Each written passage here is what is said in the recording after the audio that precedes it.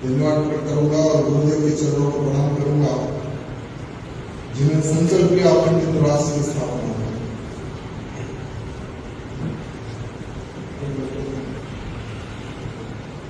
आज इस अधिवेशन के माध्यम से जितने भी वक्ताओं ने जो अपने अपने विचार प्रकट किए हैं, मैं आप सबसे निवेदन करना चाहूंगा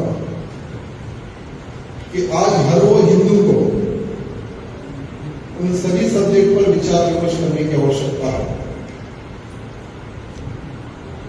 अखंड हिंदू राष्ट्र की स्थापना के लिए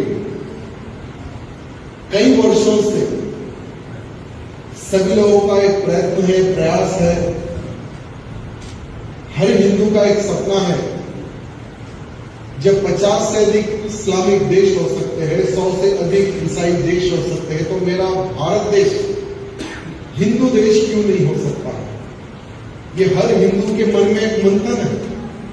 लेकिन अखंड हिंदू राष्ट्र की स्थापना कैसे हो? जब हम उस पर विचार विमर्श करते हैं तो संकट में पड़ जाते हैं, क्योंकि हम चंद लोग अगर आप आवाज उठाएंगे तो अखंड हिंदू राष्ट्र की स्थापना नहीं होगी। भारत में अगर 100 करोड़ हिंदू अगर एक आवाज में अगर आवाज लगाएगा कि मेरे भारत देश को अखंड हिंदू राष्ट्र घोषित करे, तब कोई भी ताकत नहीं रोक सकती, कोई ताकत नहीं रोक सकती। ये सभी चीजों को दृष्टि में रखकर पिछले कई वर्षों से अखंड हिंदू राष्ट्र की स्थापना के लिए हिंदू जन जागृति समिति के तत्वाधान में हर राज्य में छोटे छोटे अधिवेशनों का आयोजन किया जाता है, बड़ी बड़ी सभाओं का आयोजन किया जाता है, रैलीज का आयोजन किया जाता है। हिंदू जन जागृति समिति का बस एक ही एक उद्देश्य है कि मेरे भारत देश का हिंदू अखंड हिंदू राष्ट्र की स्थापना के लिए एकजुट होकर आवाज उठाए। और मैंने कई कार्यक्रम, कई सभाएं, कई रैलीज अटेंड किए हैं, और जहां जहां पर कार्यक्रम में जाता हूं तो मुझे बहुत गर्व सा महसूस होता है। हर कार्यकर्ता, यानी कोई 100 किलोमीटर, कोई 200 किलोमीटर, कोई 300 किलोमीटर, कोई 400 किलोमीटर दूर दूर से, कोई बाइक पे आता है तो कोई बस पे आता है तो कोई लारी पे आता है, कोई डीजल में आता है, यथाशक्ति अनुसार जिसको जिस प्रकार से जो व्यवस्था मिलती है वो व्यवस्था से वो कार्यक्रम में पहुंच जाता है। और जब मंच पर ठहरकर जब कार्यकर्ताओं को देखने का सौभाग्य जब प्राप्त होता तो एक एक कार्यकर्ता के फेस पर एक अलग सा तेज दिखता था, और उनको देखने के बाद में ऐसा महसूस होता था कि भाई वो समय पर छत्रपति शिवाजी महाराज एक थे, आज उनके अनुयायी यानी उनके फॉलोअर, उनके मामले हजारों लाखों की संख्या में तैयार हो रहे हैं, और अखंड हिंदू राष्ट्र की स्थापना अब होगी, ऐसा गर्व महसूस होता है। ये समिति का प्रयास है, गुरु जी का संकल्प है, जो आज हम यहां पर इकट्ठा होकर अखंड हिंदू राष्ट्र की स्थापना के लिए हम लोग चर्चा कर रहे हैं। लेकिन अखंड हिंदू राष्ट्र आप सब जानते हैं कि बातों से होने वाला नहीं है। हर वो प्रकार से हमें योजना बनाने की आवश्यकता है, तन मन धन हर प्रकार से हमें समर्पित होना है, तब बनेगा हमारा अखंड हिंदू राष्ट्र। और जिस राज्य में जिसे चुनाव होते हैं, हमें हिंदूवादी नेताओं का निर्माण करना है, ना कि सेकुलरवादी नेताओं का। क्योंकि अगर हिंदूवादी नेता अगर बनेगा तो पार्लियामेंट में आवाज उठाएगा। अगर पार्लियामेंट में हमारी संख्या बढ़ेगी, ऑलरेडी है संख्या, लेकिन अब सब जानते हैं कि हर वो व्यक्ति आप जैसा हमारे जैसा नहीं होता है। हमारे और आप जैसी सोच वाला को बैठाना चाहिए। वैसे तो हम सब भाग्यशाली हैं, क्योंकि हमारा सपना था कि भव्य राम मंदिर बन रहा है। धारा 370 हटे, घट चुकी है। काशी विश्वनाथ मंदिर को एक नया रूप दिया गया। अब योगी बाबा जी ने मथुरा का भी घंटा बजाने का निर्णय ले लिया है। उन जैसे पॉलिटिकल लीडर्स की आवश्यकता है भारत देश को। उन जैसे नेताओं का निर्माण और होना चाहिए, तो बहुत हमारा भारत देश और आगे बढ़ेगा। आज हमारे भारत देश की परिस्थिति अगर हम देखेंगे, जिसे हाल ही में मूवी आने के बाद में पता चल रहा है कि कश्मीर में पंडितों और हिंदुओं के साथ क्या हुआ, तो आपके हिसाब से कितना हिंदू जागरूक हुआ होगा वो पिक्चर देखने के बाद में? मैं समझता हूं सिर्फ 1% या 2% भारत देश का, 1 या सिर्फ 2% भारत देश का हिंदू शायद जागरूक हुआ होगा। हाँ, सोचा होगा कि अरे यार ये तो बहुत बुरा हुआ, मार दिया गया, जला दिया गया, रेप कर दिया गया। बस 1 या 2% हिंदू जागरूक हुआ होगा। लेकिन बाकी के हिंदुओं को भी जगाने का संकल्प हम सबका बनता है। सिर्फ एक कश्मीर फाइल ही नहीं, गोधरा फाइल के ऊपर भी एक मूवी बनने की आवश्यकता है। केरला में धर्मांतरण और बंगाल में जो हिंदुओं का जो नरसंहार हुआ था, उनके ऊपर भी फाइल बननी चाहिए, उनके ऊपर भी चर्चाएं होनी चाहिए। जिसे गोधरा कांड में साधु संतों को, राम भक्तों को जला दिया जाता है। हमने बीच में जब आवाज उठाई थी इसके ऊपर, तो ऊपर से प्रेशर आ गया कि नहीं आप ये बात मत करो। ठीक है, प्रेशर तो आते रहता है, आप सब जानते हैं। लेकिन हिंदू जब 2% ज्यादा, आप सबको बताते हुए मुझे दुख हो रहा है कि मुसलमान 80% जाग चुका है। जहां पर देखो मुसलमानों के चेहरे पर हिंदुओं के प्रति एक गुस्सा दिख रहा है। सोशल मीडिया आप देख लो, नॉर्मली चौरस्ते पर चर्चा देख लो, जहां जहां पर इन सुअरों की संख्या बढ़ के है वहां वहां पर यही चर्चा हो रही है, अनेक प्रकार के। तो इसमें अगर हम कैलकुलेशन करें तो उल्टा ये लोग संगठित हो रहे, उल्टा ये लोग जागरूक हो रहे। क्योंकि कश्मीर में क्या हुआ था ये तो हर हिंदू को पता है, आप जैसे हमारे को सबको पता है। और जब जब समिति के माध्यम से जहां जहां सभा रैली होती है वहां पर इस प्रकार के पोस्टर लगाकर हिंदू जो आते थे उनको बताया जाता था, ये देखो, ये देखो, ये देखो, ये हुआ था, इस तरह का कांड हुआ था। हजारों लोगों को बताया गया, सोशल मीडिया के माध्यम से प्रचार किया गया। लेकिन मूवी के बाद में 2% हिंदू ज्यादा तो 80% मुसलमान भी ज्यादा, तो ये हमारे लिए हानिकारक है। तो जब ये लोग जागरूक हो रहे तो हम कितनी शक्ति से जागरूक होने की आवश्यकता है? हमें और शक्ति लगाने की आवश्यकता है जागरूकता लाने के लिए। क्योंकि आज का जो हिंदू है, मुझे बताते हुए थोड़ा अलग से महसूस होता है कि पॉलिटिकल हीरो के कारण हमारा हिंदू जात पात में बढ़ता जा रहा है। मैं अपने आप को पॉलिटिकल लीडर नहीं समझता हूं, क्योंकि मैं सबसे पहले अपने को एक हिंदू समझता हूं, एक हिंदू सेवक समझता हूं। इसलिए हम किसकी सुनते नहीं, जो इसलिए दिल्ली से लेकर दिल्ली तक हमारे बारे में सब लोग परेशान होते कि भाई इसको कंट्रोल कौन करेगा। हमारे जब हमारे जिग्नेश भाई भी बोलते हैं भैया थोड़ा शांत रहो, शांत रहो। जिग्नेश भैया भी मार्गदर्शन देते रहते हैं। तो दिल्ली से लेकर दिल्ली तक हमसे परेशान है, क्योंकि हम हिंदू की बात करते हैं। कहीं पर भी किसी भी राज्य में अगर हिंदुओं पर अत्याचार होता है तो अत्याचार के बारे में बात करते हैं। सोशल मीडिया के माध्यम से हर हिंदू को पता चले, एक छोटा सा प्रयत्न करते हैं। क्योंकि आजकल सोशल मीडिया एक बहुत अच्छा साधन है कि कहां पर भी अगर कुछ होता है तो तुरंत सभी हिंदुओं को पता चलता है। तो अखंड हिंदू राष्ट्र की स्थापना के लिए हमें सोशल मीडिया का एक बहुत बड़ा रोल भी इसमें यूज करना है। इसलिए हर एक से निवेदन करना चाहूंगा कि आप लोग भी कंपलसरी फेसबुक आईडी हो, ट्विटर हो या यूट्यूब हो, जितने साधन हैं सभी साधन का आप लोग उपयोग करें। ये मैं आप सबसे निवेदन करना चाहूंगा। और साथ ही साथ जैसे यहाँ पर वो मुख्य अधिकारी, मुख्य कार्यकर्ता यहाँ पर पधारे हैं। आप लोग अपने अपने क्षेत्र में हिंदुओं को एक बात कहनी चाहिए कि आपका सपना एक ही एक होना चाहिए, अखंड हिंदू राष्ट्र। और अखंड हिंदू राष्ट्र की स्थापना तभी होगी जब तुम अपने आप को हिंदू समझोगे, क्योंकि तकरीबन जगह देखने को मिलता है, अगर हम उसको नाम पूछेंगे तो नाम के साथ में मुदिराज लगाता है, कोई रड्डी लगाता है, कोई लोधा लगाता है, कोई कुछ लगाता है, तो कोई कुछ लगाता है। अपने आप को हिंदू बोलने में भी वो लोग शर्माते हैं। और आप लोग देखते होंगे कि जब जैसे अगर हम कोई दूसरे जिला में अगर जाएंगे तो वहां को ये चीज का ज्यादा चलन है, कास्टिज्म का।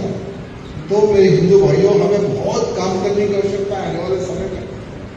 अखंड हिंदू राष्ट्र का सपना जैसे गुरुदेव बताते थे कि आने वाले 2 या 3 साल हिंदुओं के लिए बहुत ही घातक है। भारत देश का वातावरण चेंज होगा, ये बात गुरुदेव ने 2-3 साल पहले कही थी। मैं समझता हूं 2-3 साल से पहले भी गुरुदेव ने कही थी बात। गुरुदेव ने कहा था कि राया सिंह जी, आने वाले समय में 2023, 24, 25 भारत देश का वातावरण चेंज हो जाएगा और हिंदू ज्यादा संख्या में मारा जाएगा। हिंदुओं की लाशें दिखेगी इधर उधर, खून बिखरा दिखेगा। तो मैंने तो सोचा, मैं थोड़ा कैलकुलेशन करा, गुरु जी वहां तो मोदी जी है, ऐसा क्यों होगा? मोदी जी हो, कोई भी हो, क्योंकि आज का हिंदू नपुंसक बन के बैठा है।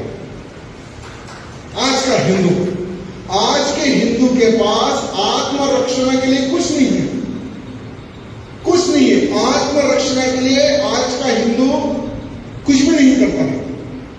आज के हिंदू के घर में अगर हम जाएंगे कि अगर कोई आतंकवादी, अगर कोई हिंदू विरोधी अगर तुम्हारे घर पर हमला करे तो तुम अपने आप को प्रोटेक्ट कैसा करोगे?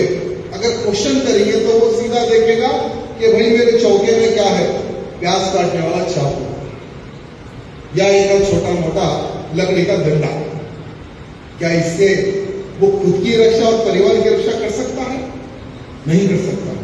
तो इसलिए मैं कहना चाहूंगा कि ये 3 साल अगर जिंदा रहना चाहते हो तो आत्मरक्षण के लिए ट्रेनिंग क्लासेस स्टार्ट करो। पहले अपने अपने बच्चों को आप शिक्षित करें। एक हिंदू नौजवान 10 हिंदू विरोधियों को मार सके, ऐसा हमें नौजवानों को तैयार करने की आवश्यकता है। नहीं तो आने वाला समय बहुत ही खतरनाक है।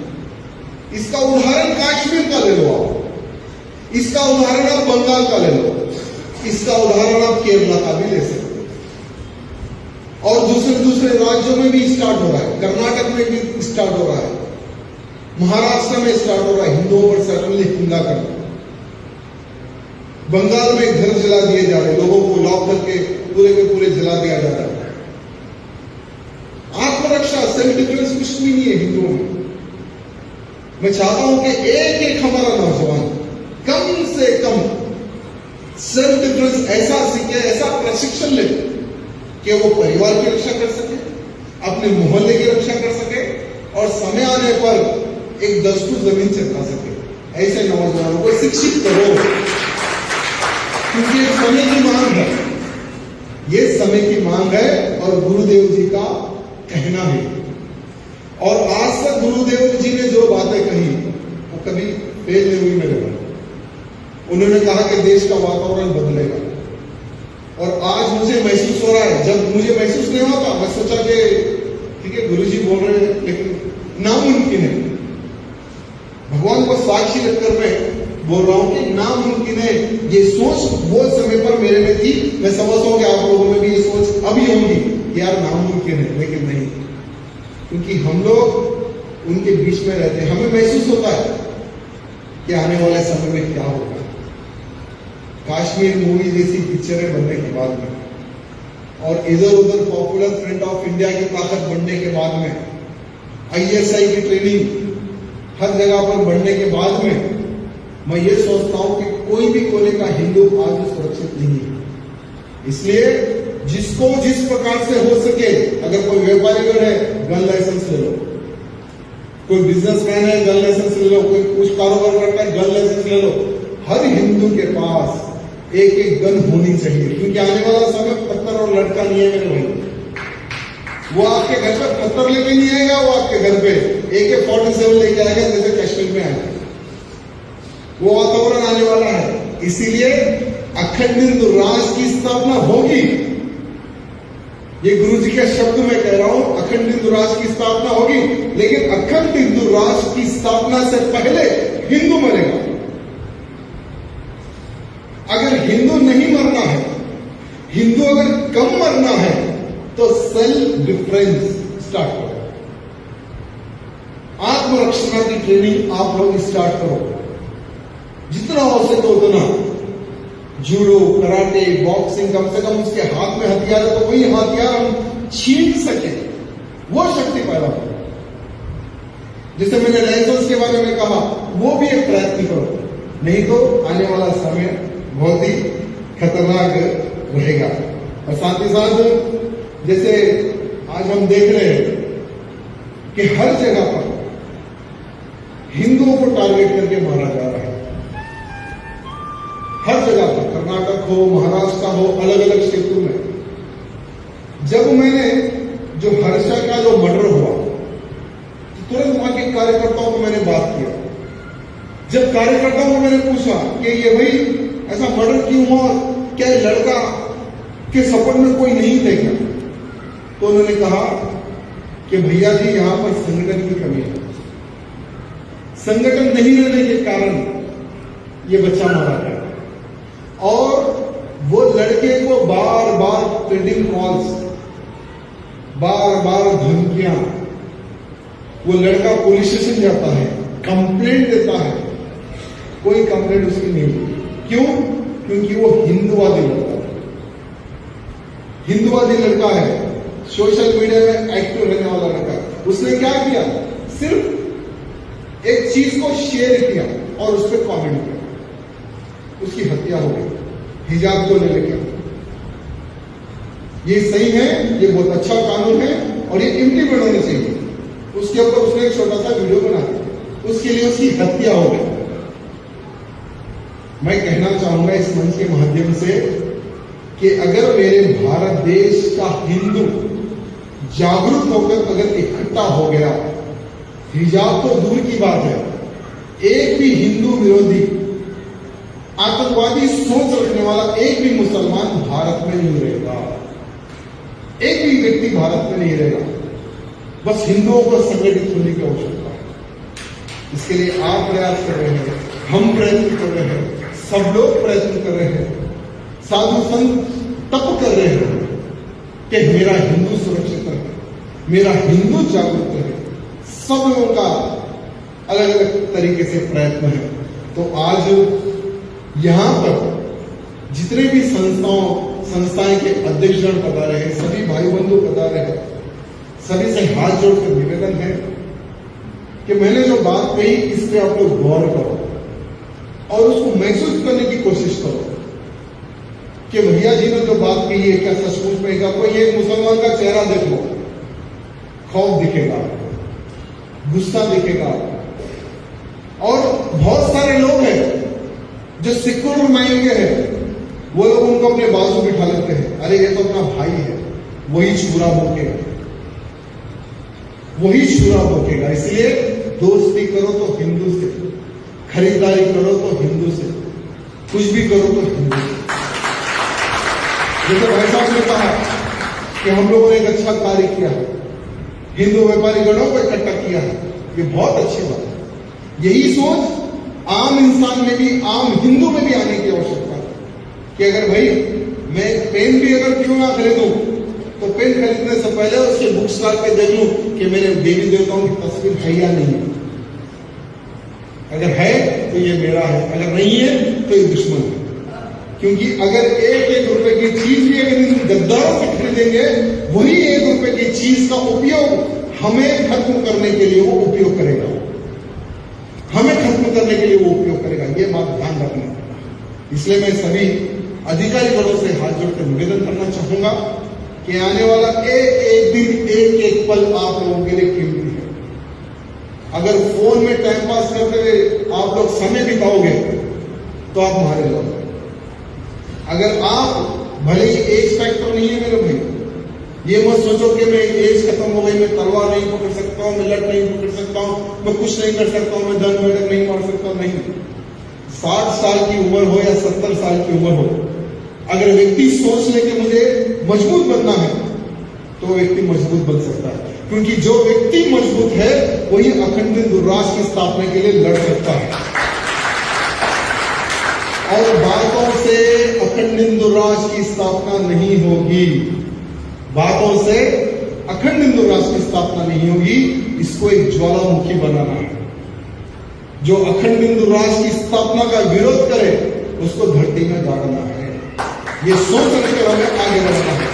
इसी और आज समिति द्वारा जो मुझे समय दिया गया, मैं हिंदू जनजागृति समिति के अधिकारीगणों को हृदय से धन्यवाद करना चाहूंगा। और समय निकालकर मेरे जितने भी जो संस्थाएं के अध्यक्षगण भाई बंधु पधारे हैं, मैं आप सबको भी हृदय से धन्यवाद करता हूँ।